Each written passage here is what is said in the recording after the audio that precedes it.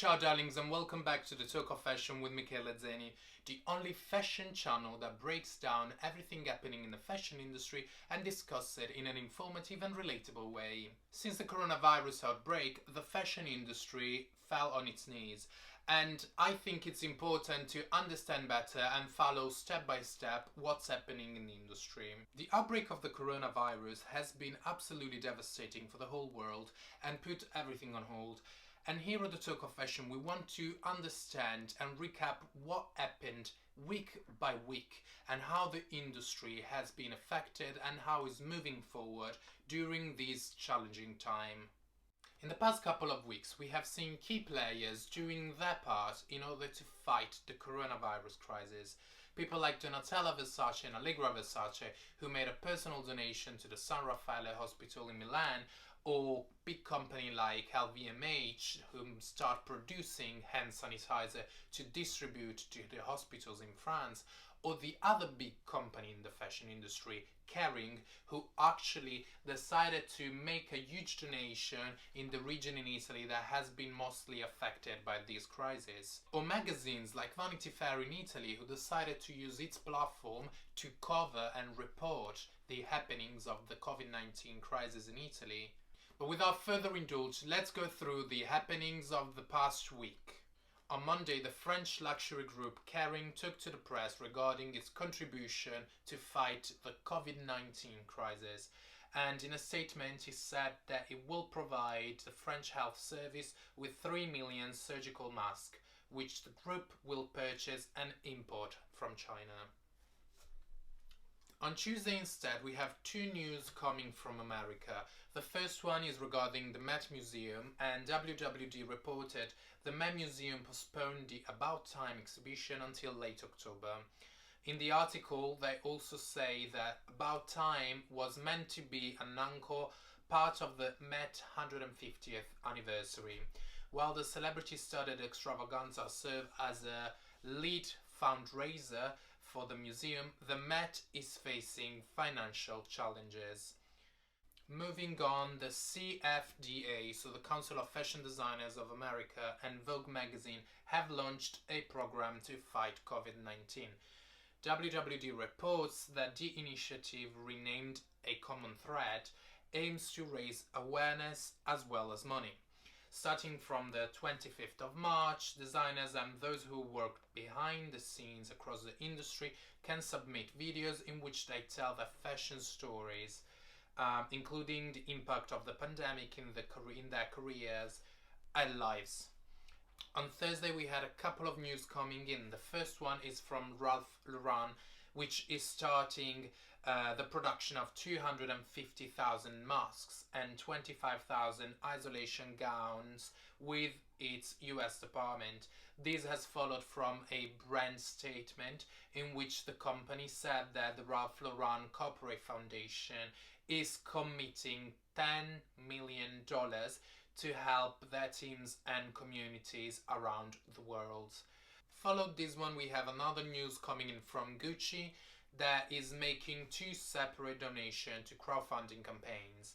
The first one is in Italy of 1 million euros donated to the Italian Civil Protection Department to reinforce Italy's health services and to secure and search new ICU beds. The second one was made globally, and it actually was the same amount, 1 million euros, to the United Nations Foundation's COVID-19 Solidarity Response Fund. In a post on Instagram, Gucci also decided to release a personal statement from Alessandro Michele, the creative director of Gucci, and Marco Bizzarri, which is the president and CEO of the brand. And they said, "We ask all of you to be the change makers in this crisis, to stand together with us in the fight against the coronavirus. We are all in this together." And this was, of course, to invite the global community of the brand to donate and make part and make their own bit in the fight of the COVID-19 crisis.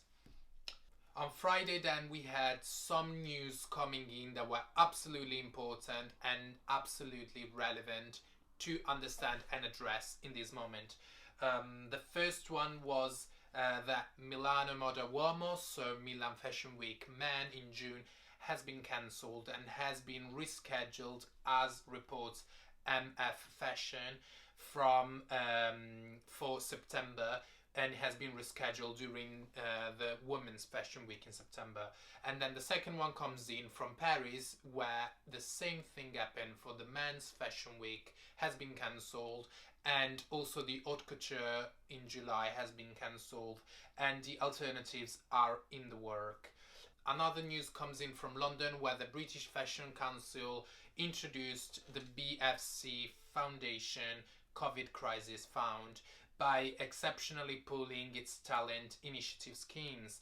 In a statement, the British Fashion Council said that it will make £1 million available for the emergency fund, with the majority supporting designer businesses and through reserves for its educational foundations.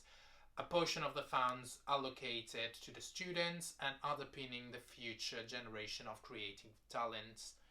This has followed from Yuke's Net-a-Porter that has closed down his distribution center and shut down the e-commerce operation from Net-a-Porter and Mr. Porter in the UK. And this was, of course, in response to the coronavirus pandemic. The Business of Fashion reports that on Wednesday, Net-a-Porter suspended its service in North America, redirecting shoppers to its international sites, while Mr. Porter was blocked absolutely, completely. The last news came in on Saturday morning from Burberry in a statement in which it says and explains its contribution to the fight against COVID-19. Burberry is using its global supply chain network to fast-track the delivery of 100,000 surgical masks to be delivered to the UK National Health Service for the use by medical staff treating patients with coronavirus. Is also going on saying that Burberry is funding research into a single-dose vaccine developed by the University of Oxford, as well as repurposing its trench coat factory in Castleford, Yorkshire, to make non-surgical gowns and masks for patients in the UK hospitals. Riccardo Tisci, the creative director of the brand, also said on Instagram that he is incredibly proud to be part of the amazing Burberry family, as he and they work to support their communities in this tough time. And this was a week recap of the happenings in the fashion industry in the past week. I hope this is giving you some perspective to understand better where we're standing and what is going on in the fashion industry right now with this COVID-19 crisis.